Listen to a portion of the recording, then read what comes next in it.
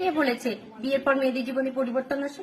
না তো, বেশি কিছু পরিবর্তন হয় না, এই অল্পটুকুনি পরিবর্তন হয়। বিয়ের আগে তোমার বাড়ির সব রান্না বান্না তোমার মা করতো, বাড়ির সব কাজকর্ম তোমার মা করতো। বিয়ের পরে বাড়ির সব কাজকর্ম রান্না বান্না তুমি করবে। বিয়ের আগে তোমার মা তোমাকে তোমার পছন্দের রান্না বান্না করে খাওয়াতো। বিয়ের পরে তুমি বাড়ির সকলের পছন্দের রান্না বান্না করে খাওয়াবে, শুধু নিজের পছন্দের খাবার ছাড়া।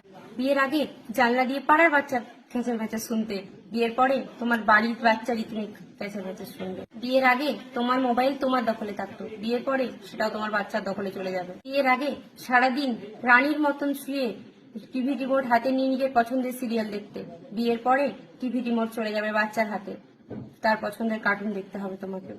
বিয়ের আগে নিজের জামা কাপড় কোথায় ছুটতে তার ঠিক নেই, জামা কাপড়ও ধুতে না। আর বিয়ের পরে জামা কাপড় ধোয়া তো আছেই, তারপরে শ্বশুর বাড়ির বাথরুমটাও তোমাকে পরিষ্কার করবে, এমনকি তোমার বাচ্চার পাছাটাও তোমাকে ছুজিয়ে দিতে হবে। বিয়ের আগে নিজের জামা কাপড় নিজে খুঁজে পেতে না, মা মা করে বাড়ি মাথায় করতে। এখন সেই তুমি সবার জিনিসপত্র তুমি নিজেই খুঁজে রাখবে, নিজেই গুছিয়ে রাখবে। বিয়ের পরে অনেক পরিবর্তন হয়। তাই যাদেরকে বলছি, যারা ভাবছো আজ পড়বো না আজ পড়বো না কাল পড়বো, তাদের বলি কাল কাল করতে করতে কবে যে তোমার স্মৃতিতে সিঁদুর উঠে যাবে ধরতেও পারবে না।